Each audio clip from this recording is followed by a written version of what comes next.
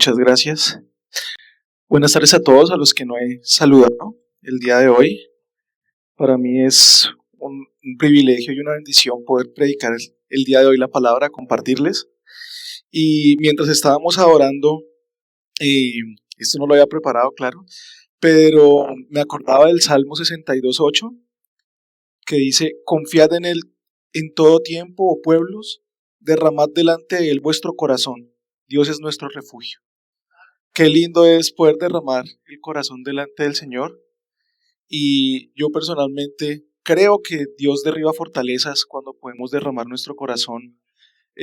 Todo eso que está en nuestro corazón, que es duro, toda esa dureza, puede ser derribada en esos momentos. Y eso es algo que no tiene precio, ¿cierto? Que solamente la sangre del Señor lo puede hacer. El día de hoy vamos a hablar, el tema se titula así: la muerte, la vida y la resurrección. Es el título que le he puesto a la palabra del día de hoy. Y no sé quiénes se acuerdan de las últimas dos prédicas, estuvieron, de pronto algunos no estuvieron. Entonces vamos a hacer una pequeña recapitulación de nuevo, porque es un tema bastante importante. Hemos estado hablando de la guerra espiritual, y hemos tocado diferentes aspectos, ¿no? de la guerra espiritual. Básicamente, como resumen, vamos a leer Efesios 2, del 1 al 3. Yo acá, mi celular es para leer la Biblia, no es para nada más, hermano. Porque, claro, a veces lo ven a uno con el celular y piensan de pronto que uno está, sí, que estoy contestando otra cosa. Igual, hermano, mira al que está al lado y dígale: hermano, si me ama, déjeme escuchar la palabra. ¿Sí? Déjeme escuchar la palabra. ¿Sí? Si de pronto por alguna razón usted se distrae, lo que sea, no distraiga a su hermano, ¿sí? Que tiene al lado, por lo menos no distraiga al que tiene al lado. Inténtelo, ¿sí? Porque estoy seguro de que esta palabra trae vida y es importante que la escuchemos, ¿sí?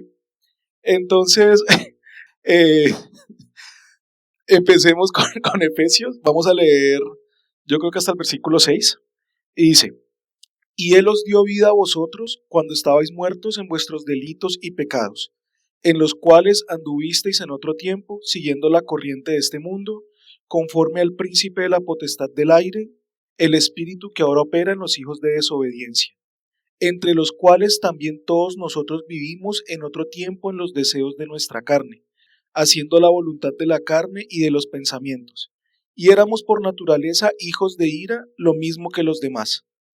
Pero Dios, que es rico en misericordia, por su gran amor con que nos amó, aun estando nosotros muertos en pecado, nos dio vida juntamente con Cristo. Por gracia sois salvos. Y juntamente con Él nos resucitó, y asimismo nos hizo sentar en los lugares celestiales con Cristo Jesús. Y si se dan cuenta, nos llaman en el pasado, ¿cierto? Cuando hablamos de nuestra naturaleza antes del Señor, nos dice hijos de desobediencia, ¿cierto? Nos llama hijos de ira, y dice que básicamente la carne, el mundo y el diablo eran los que tenían el control de nuestra vida. Básicamente es lo que se está declarando ahí. Entonces, lo que hemos estado hablando durante mis últimas dos predicaciones, y esta tercera, es que tenemos tres enemigos. ¿Sí? Todo creyente tiene tres enemigos: la carne, el mundo y el diablo, ¿cierto? Detallamos que el campo de batalla está en nuestra mente, donde se pueden construir fortalezas y ataduras, ¿sí? Por ejemplo, yo veo la vida de Judas y yo todavía no entiendo, ¿no? Porque yo digo, vivió con el Señor durante 3 años, con Cristo, escuchó su palabra, vivió con Él, escuchó todo lo que tenía que decir, tuvo la intimidad, yo creo que tuvo la oportunidad de preguntarle muchas cosas y aún así decidió venderlo. Y la única manera de que yo me puedo explicar esto era que tenía una atadura en su mente muy grande. Algo que, aún estando con el Señor, él no podía comprender y no podía recibir vida, ¿no? O sea, es algo tremendo cuando lo vemos, ¿no? Y bueno, de pronto alguno, pues guiado por la voz del mundo de esta era moderna, donde la verdad absoluta no existe, ¿no? Es algo donde hoy en día todo tiene dos caras, ¿cierto? Podría decirme: no, es que usted no sabe la situación por la que estaba pasando Judas, ¿sí? Usted no sabe cómo estaba su familia, pobrecito, ¿no? La culpa fue de Jesús, que no le dio la plata que él necesitaba. necesitaba 30 monedas y Dios Todopoderoso no se la dio. Porque no es por nada, pero es pensamiento que nos llega, ¿no? O sea, hoy en día todo tiene esa versión y esa voz del mundo que dice no hay culpables, ¿no? Todos somos buenos. eh, y no. Incluso el que a veces es victimario, entonces después dice no, fue una víctima, ¿no? Porque la sociedad, todo, ¿cierto? Eh, entonces es importante que comencemos a reconocer ese movimiento en la voz del mundo que va cambiando en generación tras generación. Eh, y tenemos que entender que nuestras armas no son carnales, sino espirituales. ¿Sí? Eso es lo primero. Más allá de lo que suceda día a día, tenemos que entender que esto lo peleamos con el espíritu. Para eso, bueno, y otra cosa, si no tiene una Biblia, por favor, pida de pronto a algún hermano alguna. Acá se pone la palabra igual, pero vamos a leer bastantes versículos, entonces es importante. Segunda de Corintios 10, del 3 al 5. Segunda de Corintios. Entonces, esto lo leímos, esto ya lo habíamos estudiado un poco más, esto solamente estoy haciendo el recuento. Dice, pues aunque andamos en la carne, no militamos según la carne, porque las armas de nuestra milicia no son carnales, sino poderosas en Dios para la destrucción de fortalezas, derribando argumentos y toda altivez que se levanta contra el conocimiento de Dios y llevando cautivo todo pensamiento a la obediencia a Cristo. ¿Sí? Entonces podemos ver que Dios nos da unas armas espirituales con las que podemos derribar esas fortalezas que están en nuestra mente y en nuestro corazón. ¿Sí? Y aquí es importante, y esta parte la quiero recalcar, que la armadura de Dios, o bueno, de pronto sería una buena pregunta, ¿usted dónde cree que encuentra esa armadura de Dios, esas armas espirituales? ¿Dónde cree que están? ¿Alguno podría darme alguna respuesta de qué piensa, de qué cree, dónde pueden estar esas armas espirituales? En Cristo Jesús. Bien, ¿alguien más tiene la oración? Bueno, en la palabra. Mi esposa no te lo reveló.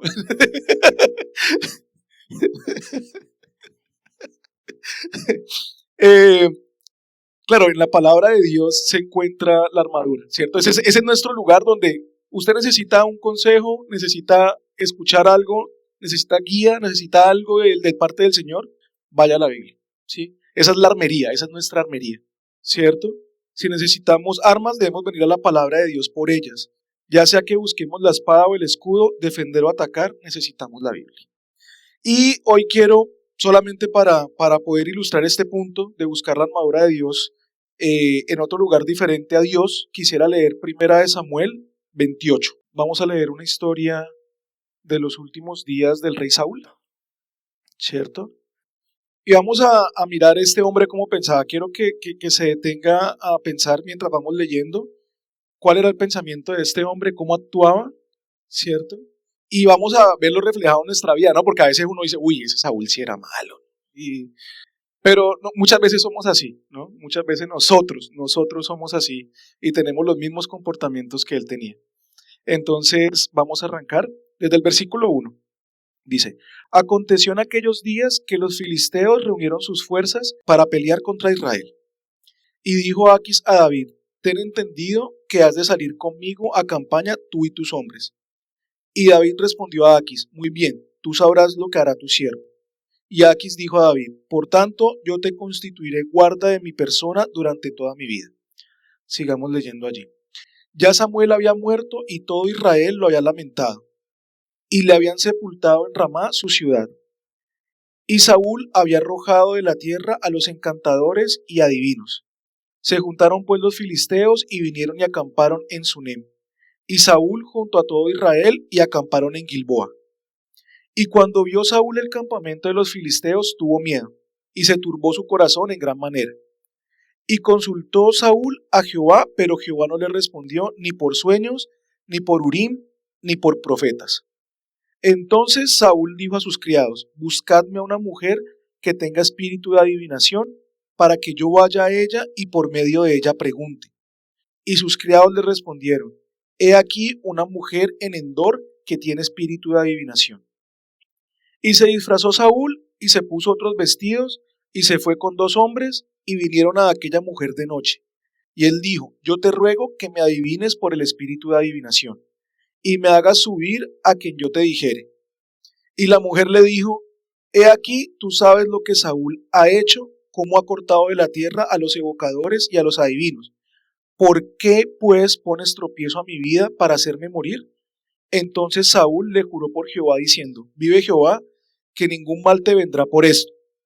La mujer entonces dijo: ¿a quién te haré venir? Y él respondió: hazme venir a Samuel. Y viendo la mujer a Samuel, clamó en alta voz, y habló aquella mujer a Saúl diciendo: ¿por qué me has engañado? Pues tú eres Saúl. Y el rey le dijo: no temas, ¿qué has visto?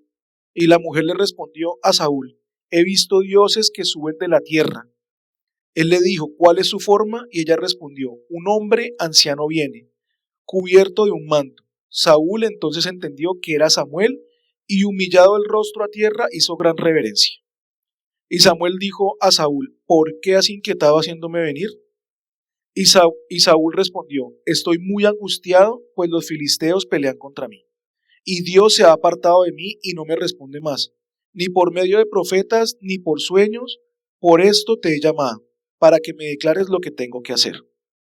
Entonces Samuel dijo: ¿y para qué me preguntas a mí si Jehová se ha apartado de ti y es tu enemigo? Jehová te ha hecho como dijo por medio de mí, pues Jehová ha quitado el reino de tu mano y lo ha dado a tu compañero David. Como tú no obedeciste la voz de Jehová, ni cumpliste el ardor de su ira contra Amalec, por eso Jehová te ha hecho esto hoy. Y Jehová te entregará a Israel también contigo en manos de los filisteos. Y mañana estaréis conmigo tú y tus hijos, y Jehová entregará también al ejército de Israel en mano de los filisteos. Paremos ahí y vemos algo grande, ¿no? Hay una situación difícil. O sea, este hombre está viendo una situación como la que nosotros cualquiera podemos vivir. Tal vez de pronto alguno está viendo una situación así bien difícil. O sea, él está rodeado, ¿cierto? Entonces sale el ejército enemigo alrededor de él y él tiene miedo. Ahí mismo lo declara, ¿no? Pero entonces hay un problema en el corazón de él, ¿no? Él no se arrepiente, él no busca al Señor, él va y busca una divina. Entonces dice: bueno, señora divina, ¿qué es lo que tengo que hacer yo? Tráigame a Samuel. Y yo creo que Dios en su voluntad dice: bueno, pues vamos a ver qué es lo que él quiere. Y esta mujer trae a Samuel y Samuel le dice: hoy van a morir. O sea, esta batalla, usted no sale de aquí. Y así pasó, ¿no? Así pasó. O sea, si nos vamos unos capitulitos después, efectivamente él se muere y se mueren sus hijos. Y Israel se muere una cantidad bien grande. Eh, pero lo impresionante era el corazón de este hombre. Era un corazón que no se rendía al Señor, para nada. ¿Sí? Saúl, apartado de Dios, tuvo miedo. Sus enemigos se reunieron para atacar y él debía salir a la guerra. Pero no se arrepintió de sus pecados, sino que salió en busca de una divina. Y aquí, de nuevo, algunos me dirán: pobrecito Saúl, Dios no le respondió. Mire que lo buscaba. A mí me pasa lo mismo, yo le oro a Dios y no me responde. Pero la palabra es clara: Saúl había elegido el mundo por encima de Dios. A Saúl no le importaba a Dios, solo quería que Dios le resolviera su situación para poder seguir pecando. Y, y eso es algo que vemos. Es más, el mismo Samuel le dice a él: pero si te has declarado enemigo de Dios. O sea, si vemos el versículo, a ver dónde está, el 16. Entonces Samuel dijo: ¿y para qué me preguntas a mí? Si Jehová se ha apartado de ti y es tu enemigo. O sea, este hombre en el pasado, si ustedes se devuelven en la historia, a él no le importaba a Dios. Era una persona religiosa además, porque está con la bruja y le dice: no, no, en el nombre de Jehová no te voy a hacer nada. ¿Cierto? O sea, y muchas veces somos así, ¿no? O sea, muchas veces: no, sí, claro, hermano, no, te bendigo. Eh, y decimos cosas vanas, pero en su corazón a él realmente no le importaba a Dios. O sea, él no. ¿Cierto? Él lo único que quería era que Dios le resolviera esa guerra para él seguir en su pecado, porque además duró años así, ¿no? O sea, no es que, ay, no, pobrecito, Dios ya lo dejó y lo abandonó. Duró años persiguiendo, años haciendo lo incorrecto delante del Señor, Y entonces luego cuando tiene el problema, entonces dice, no, pues sí, venga, voy a pedirle al Señor a ver si de pronto me ayuda, ¿no? Eh, y bueno, yo veo mi corazón reflejado en esto, ¿sí? O sea, yo me veo a mí.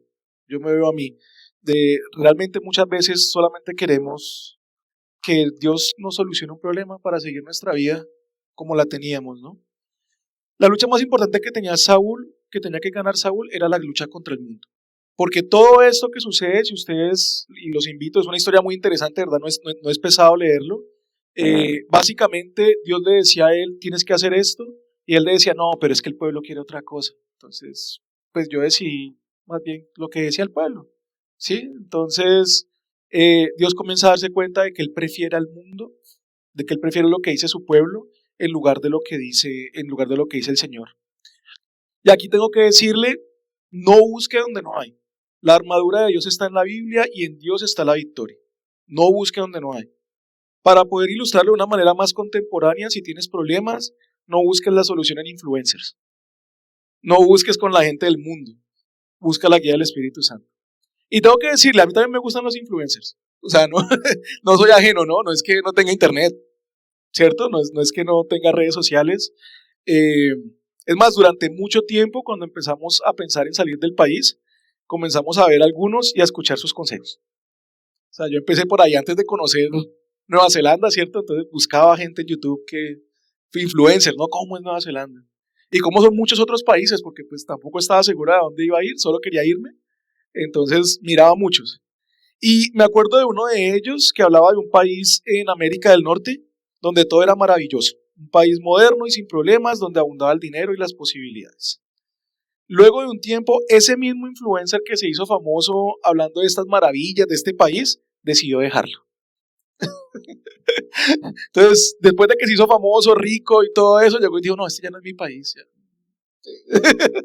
¿Cierto? Y ese es el consejo del mundo, esa es la voz del mundo que cambia todo el tiempo. Un día te dicen una cosa, el otro día te dicen la otra. Un día te dicen cómo crear a tus hijos, otro día te dicen qué es lo que debes hacer. Y ahorita realmente pareciera que hay influencias para todo, ¿no? De cómo hacerse rico, de cómo conocer el amor de la vida, de cualquier cantidad de temas. Si usted busca, hay algún experto, ¿no? Experto, que triunfó y que se hizo rico y que logró todo lo que usted desea y lo logró y le va a enseñar cómo, ¿cierto? Hoy no buscamos en la Biblia o en la guía del Espíritu Santo. Si tenemos problemas, recurrimos al Internet o a cualquiera que ofrezca soluciones instantáneas o fáciles, ¿sí? Y no crea, conozco muchos amigos que realmente, es más, conocí a uno en la iglesia, allá en Colombia, y este hombre se metió a un curso de seducción, porque estaba soltero, no lograba conseguir el amor de su vida, y entonces él se metió a un curso no, y estoy hablando en serio, un curso de seducción, ¿no? Entonces, y iban a discotecas, a bares, ¿cierto? Porque le iban a enseñar cómo seducir a una mujer, ¿no? Y, bueno, era un tema que luego lo terminaré de contar, pero esa es la voz del mundo hablando, ¿sí? Esos son los consejos del mundo. Esa es la voz de esta generación que está perdida, ¿cierto? Y que te está hablando, ¿sí? Ahí mismo en Efesios 4:23 dice, y renovaos en el espíritu de vuestra mente, ¿sí? Otro versículo, Romanos 12:2, dice, no os conforméis a este siglo, sino transformaos por medio de la renovación de vuestro entendimiento. ¿Sabe? Saúl era un hombre al que solo le importaba la voz del mundo. Pero David era diferente, ¿sí? David era un hombre que buscaba la intimidad con Dios y que podía ver su pecado. Vamos a ver el Salmo 51, donde David confiesa y se arrepiente de su pecado. Entonces vamos a ver Salmo 51, vamos a leer solamente el versículo 1 y 3. Es un salmo muy hermoso, realmente. De nuevo, es lindo lo que Dios le dio a este hombre, ¿no? Quisiera yo escribir salmos así, de buenos, ¿no? Dice, ten piedad de mí, oh Dios, conforme a tu misericordia, conforme a la multitud de tus piedades, borra mis rebeliones. Lávame más y más de mi maldad y límpiame de mi pecado. porque yo reconozco mis rebeliones y mi pecado está siempre delante de mí. Y si nos vamos hasta el 10 de ese mismo salmo, como para hacer el resumen, dice, crea en mí, oh Dios, un corazón limpio y renueva un espíritu recto delante de mí. Revisemos otro salmo del mismo autor, del Salmo 32. 32. Y vamos a leer del 1 al 5. Bienaventurado aquel cuya transgresión ha sido perdonada y cubierto su pecado. Bienaventurado el hombre a quien Jehová no culpa de iniquidad y en cuyo espíritu no hay engaño. Mientras callé se envejecieron mis huesos, en mi gemir todo el día. Porque de día y noche se agravó sobre mí tu mano, se volvió mi verdor en sequedades de verano. Mi pecado te declaré y no encubrí mi iniquidad. Dije, confesaré mis transgresiones a Jehová, y tú perdonaste la maldad de mi pecado. ¿No es maravilloso? Es muy lindo porque Dios es un Padre que está esperándonos, ¿no? Que todos vayamos a Él, que lo busquemos. Y para esto es necesario la fe, porque la fe es necesaria para vencer al mundo, ¿sí? Saúl no tenía esa fe, pero era todo lo que necesitaba, ¿cierto? Jesús dice en Juan 6:37, todo lo que el Padre me da vendrá a mí, y al que a mí viene no le echo fuera, ¿cierto? Sé que ahorita hay corrientes teológicas incluso que dice que pues hay unos elegidos y demás, pero lo que yo estoy leyendo ahí es que Él no echa fuera a nadie. A todo el que se acerca de Él, lo recibe, ¿sí? Efesios 6:9 y Romanos 2:11 dice que Dios no hace acepción de personas. O sea, esto no es para algunos sí, para otros no. Dios dice claramente, Él no hace acepción de personas. O sea, todos podemos, ¿sí? Todos podemos acercarnos y pedir la fe que necesitamos. Es más, los discípulos lo hicieron, o sea, los discípulos que vivían con el Señor, ahí mismo, de nuevo, vamos a leer un montón de Biblia, ahí mismo en Lucas 17:5, dijeron los apóstoles, aumentanos la fe. O sea que si usted no la tiene, igual se la puede pedir al Señor, ¿cierto? O sea, Él es la fuente. Vuelvo y les digo, no hay otra fuente que no sea la del Señor, ¿sí? Y aquí nos acercamos a entender cómo vencer al mundo, creyéndole a Dios y a su palabra, ¿sí? Y eso es bien importante. Si usted está pasando por una situación, créale a Dios. Busque al Señor. No busque consejo donde no lo hay. No busque donde no hay soluciones. Busca a Dios. Es lo único que necesita, hermano. De verdad. Yo lo creo, en mi vida ha sido cierto. ¿Sí? Y estoy seguro que si usted piensa en la suya y los momentos en los que ha buscado a Dios, también es una realidad. Estoy totalmente convencido. Pero antes de avanzar más en el tema del mundo, yo creo que es muy importante que entendamos la muerte, la vida y la resurrección, ¿sí? Porque hemos venido en estos temas hablando de esto, pero pareciera que fuera algo que nosotros hacemos en nuestras fuerzas, ¿no? Y entonces no quiero que quede en la mente de todos que no es posible vencer al mundo, que no es posible vencer la carne, cuando ya hizo Dios todo por nosotros en la cruz, ¿sí? Eso es algo con lo que Dios me ha venido hablando bastante, ¿cierto? De que esa obra ya la hizo Dios y es algo sobrenatural, es algo que no está en nuestras fuerzas, es algo que tiene un antes y un después en nuestras vidas, ¿sí? Entonces empezaremos por la muerte. ¿Alguien entiende qué es la muerte en el sentido espiritual? ¿Alguna vez se ha puesto a pensar qué es la muerte? ¿Tiene alguno que me dé lo que piensa? Separación de Dios. Gracias, pastor. Entonces, la muerte significa estar separado de Dios. Jesús estando en la cruz dijo, Padre, ¿por qué me has abandonado? Sintió la ausencia de Dios, sintió la muerte. Eso fue lo que a él le dolió. O sea, él estaba crucificado ahí, físicamente sentía un dolor, me imagino, impresionante, pero a él lo que le dolió y lo que él exclamó no fue el dolor físico. Él exclamó fue la separación del Padre, ¿sí? Esa fue la muerte para él. Y sí, claro, algún otro diría, ay no, Jesús, ¿por qué, Padre, por qué me crucificaste? ¿Por qué me duele tanto? Pero a él no le importaba eso, a él le importaba no sentir a Dios en su corazón, ¿sí? Es necesario ser conscientes de nuestro pecado, pedirle a Dios por su Espíritu Santo que nos muestre el pecado y que nos muestre que estar alejados de Dios es la muerte misma. Y eso es algo que es algo sobrenatural, ¿sí? Y es algo muy importante que yo le quiero dejar. Si usted no puede ver su pecado, si de verdad se cree bueno, y no, de verdad no es para juzgar, acérquese al pastor, Si usted ha oído estas palabras, lo ha oído antes, una y otra vez, si no las entiende, si no puede ver su pecado, si usted no puede ver su maldad, pida oración, ¿sí? Pida oración. Pida al Espíritu Santo que more en usted y que la vida de Cristo lo irrigue, ¿sí? Es la única manera en la que usted pueda ser consciente de su pecado. Pero esto es bien importante, o sea, ese es el paso cero. Es el paso cero, ¿cierto? Hemos venido hablando de muchas cosas, pero ese es el paso cero. Si usted no hace el paso cero, lo demás se derrumba, ¿sí? ¿Por qué razón? Porque nada continúa ni estará bien si Dios no está en medio, ¿sí?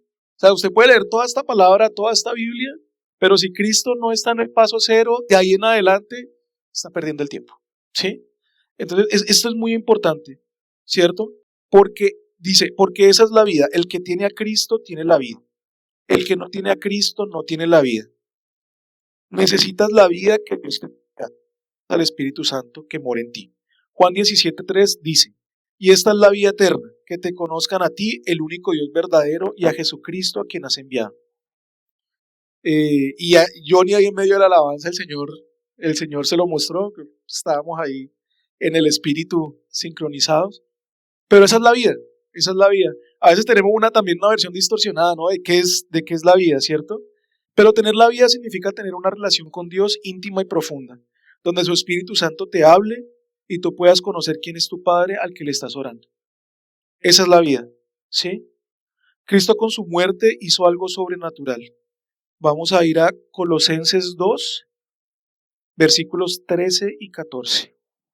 Y estos versículos dicen, y a vosotros, estando muertos en pecados y en la incircuncisión de vuestra carne, os dio vida juntamente con él, perdonándoos todos los pecados, anulando el acta de los decretos que había contra nosotros, que nos era contraria, quitándola de en medio y clavándola en la cruz.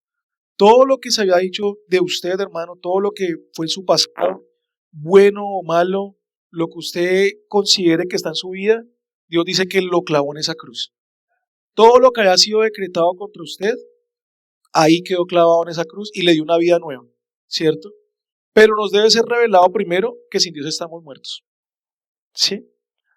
¿Cómo podrás entregarle tu vida a Cristo si no conoces que Él te amó primero y que murió para que tengas vida y vida en abundancia? O sea, primero tiene... Y es más, el mismo Jesús lo dice, si tu semilla no cae y muere, no puede crecer y no puede dar fruto. O sea, tiene que haber una muerte primero, tienes que ser consciente de que esa es una etapa de tu vida espiritual, ¿sí? Gálatas 2:20 dice, con Cristo estoy juntamente crucificado y ya no vivo yo, mas vive Cristo en mí. Y lo que ahora vivo en la carne, lo vivo en la fe del Hijo de Dios, el cual me amó y se entregó a sí mismo por mí. Esto es algo sobrenatural. Cuando muero a mi yo, Cristo me da vida. Vivo la vida que Cristo tiene para mí. Y le prometo que la vida que el Señor tiene para usted es mejor que la que usted tiene en su mente. Estoy totalmente convencido de eso. Es necesario entonces morir. Vamos a leer Romanos 6. Romanos 6. Y estaba yo pensando de pronto en hacer algún resumen, pero sabe que es tan poderosa esta palabra que vamos a leer, yo creo que hasta el 14. ¿Sí? Vamos a leerlo. Porque es necesario que mientras vamos leyéndolo, usted medite y además que la fe viene por la palabra, ¿no? Entonces es importante que la leamos. Dice, ¿qué pues diremos? ¿Perseveraremos en el pecado para que la gracia abunde?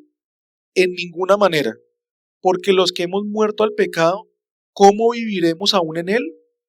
¿O no sabéis que todos los que hemos sido bautizados en Cristo Jesús, hemos sido bautizados en su muerte?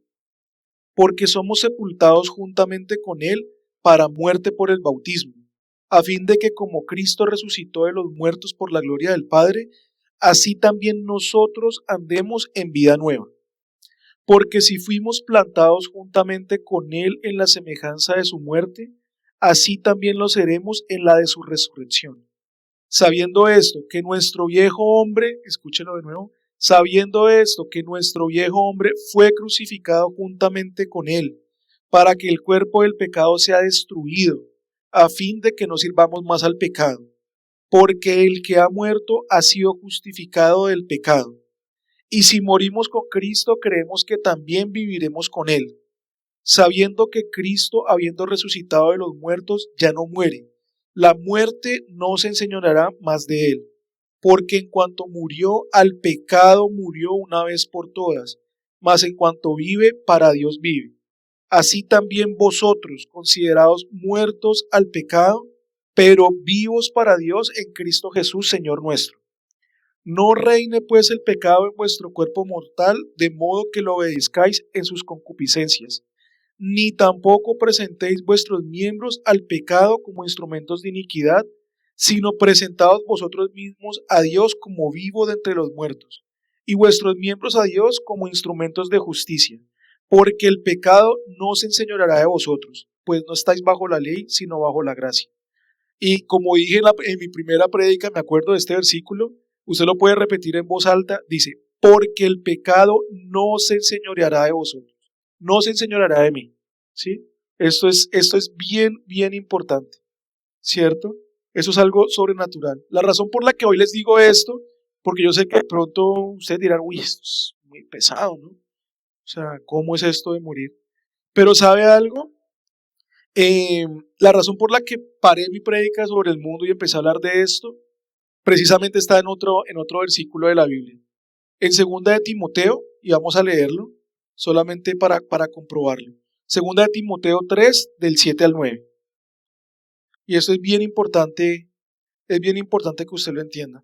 Porque este versículo, este pasaje de la Biblia, dice cómo serán las personas en los posteriores días. ¿Cuál será su corazón?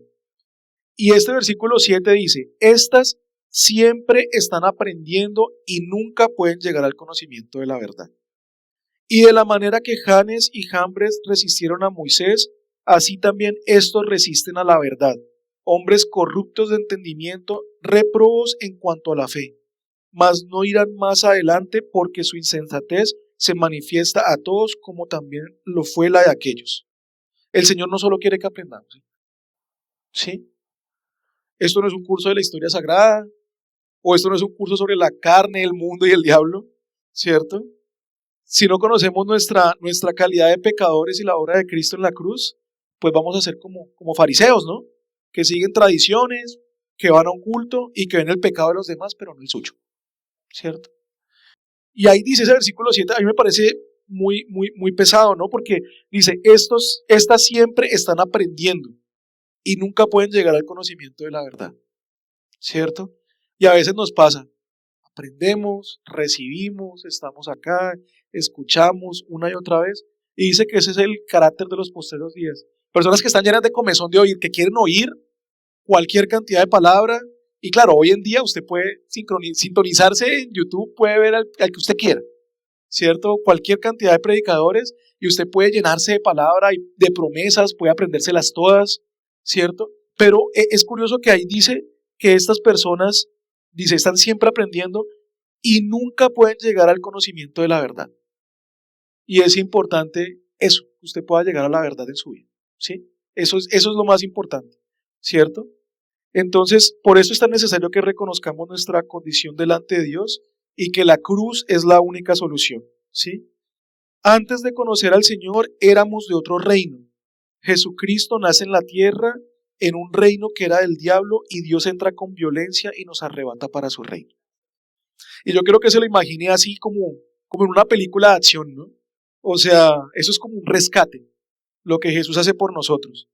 O sea, él mismo dice que el reino de los cielos sufre violencia y los violentos lo arrebatan. Aún hay una pelea en los cielos por ti y por mí, ¿sí? Por ti y por mí hay una pelea. Jesús nace aquí y nace en un mundo que era hostil, enemigo totalmente. Todos eran enemigos de él. Y él lo hace por ti. Y te rescata y te trae de ese reino de oscuridad a un reino de luz, ¿sí? Y esa es una verdad que tenemos que entender. O sea, él lo hizo. Esa obra de la cruz fue eso. O sea, él te rescata. Colosenses 1:13 lo dice. El cual nos ha librado de la potestad de las tinieblas y trasladado al reino de su amado Hijo. O sea, nos tomó de allá, ¿cierto? De un mundo que está totalmente contaminado y nos lleva a su mundo, a su reino, ¿cierto? Esta verdad nos afirma que podemos tener una vida en el reino, un evento sobrenatural que solo puede ser revelado por el Espíritu Santo. Las leyes que se aplican en el mundo no aplican en el reino de Dios y de la vida. Entender que no se cobra venganza con venganza, por ejemplo, ¿cierto? Entender que no vivo para satisfacer mi carne, sino que tengo otra naturaleza. Las leyes del reino de Dios son diferentes a las de este mundo, ¿sí? Y usted tiene que aprender a conocer cuál es su nueva identidad en este nuevo reino, ¿cierto? En el que Dios lo está moviendo, ¿sí? Dios pide que le busquemos porque es posible vencer la carne y el mundo. Es posible vivir la vida del reino y es posible despojarse del viejo hombre. Es posible. Quiero que se lo lleve a su corazón. Es posible, ¿sí? Y es posible porque Cristo resucitó. Eso es lo que hace que sea verdad todo esto. Apocalipsis 1:18 dice: Yo soy el que vivo y que estuve muerto, mas he aquí vivo por los siglos de los siglos. Amén. Y tengo las llaves de la muerte y del Hades. Es decir, volvamos a esta historia de acción. O sea, él va, muere y aún más allá va a los lugares, desciende a los lugares más bajos de la tierra y dice que vence a la muerte. Le arrebata las llaves. Por ti y por mí. Esa es la obra del Señor, ¿cierto? Porque a veces vemos como la historia, pobrecito, crucificado, se quedó ahí, ¿cierto? Pero acá está diciendo que él triunfó, ¿sí? Que tuvo un triunfo grande en la cruz. Nosotros también fuimos resucitados. Mire que eso es algo maravilloso. Colosenses 2:12 dice: sepultados con él en el bautismo, en el cual fuisteis también resucitados con él, mediante la fe en el poder de Dios que le levantó de los muertos. Y quiero terminar, ya para terminar esta palabra, con Efesios 2, el versículo 6, que dice: y juntamente con él nos resucitó y asimismo nos hizo sentar en los lugares celestiales con Cristo Jesús. Nos dio vida, nos resucitó, ¿sí? No somos los mismos, hay una nueva vida en el Señor, ¿cierto? Y yo quisiera que, de nuevo, antes de que esto pase a ser una prédica más y algo que quede en la historia, en un registro por allá, quiero que si de verdad en su corazón usted siente que no siente su pecado, o sea, si usted de verdad dice: yo no veo nada malo en mí, no veo mi maldad, no hay nada, o si de pronto incluso también está luchando y hay algo que usted dice: definitivamente no lo puedo vencer, no encuentro esto que me están hablando, vengo a la iglesia, pero mi vida espiritual, no siento esto, no siento al Espíritu Santo, no siento al Señor. Eh, que podamos orar, pastor, si me acompaña con una oración, me encantaría. De pronto si alguien quiere pasar, de verdad lo invito. Creo que ese es un momento diferente, es un momento en el que Dios quiere hacer algo. Si algún hermano de verdad en el Señor quiere recibir oración, pase por favor. Gracias, Señor. Gracias, Señor. Gracias, Señor. Gracias, bendito Dios, mi Salvador.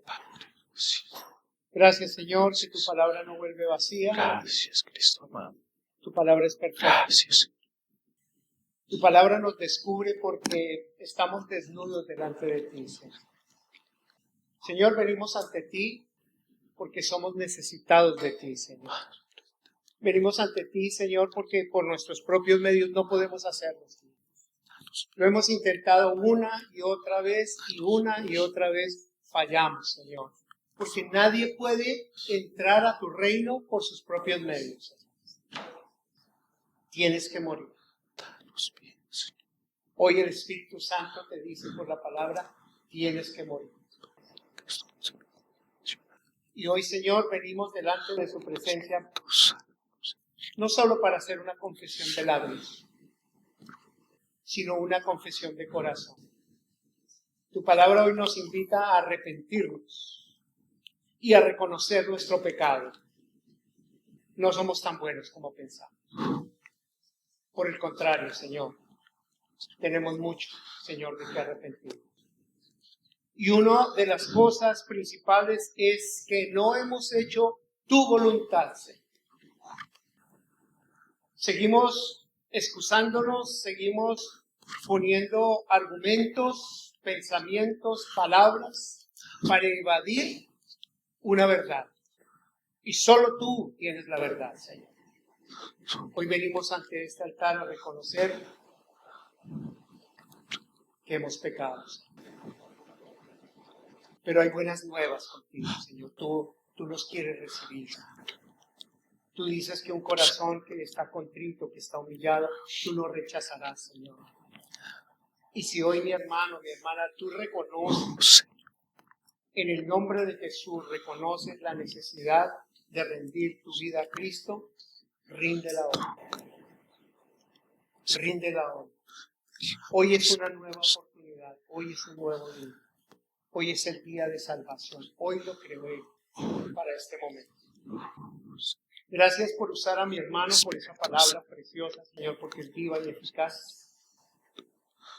Señor, y queremos que tú nos pases y nos traslades del reino de muerte y oscuridad espiritual en el que vivimos al reino de tu Hijo amado, al reino de la luz, al reino donde habita la verdad. Eso queremos pedirte hoy, Señor. En el nombre de Jesús, bendigo tu pueblo y bendigo todo aquel que con corazón sincero se acerca a ti. En el nombre de Jesús. Señor. Amén. Gracias, Amén. Padre. Gracias, Dios mío. Gracias, Dios. Gracias, Señor.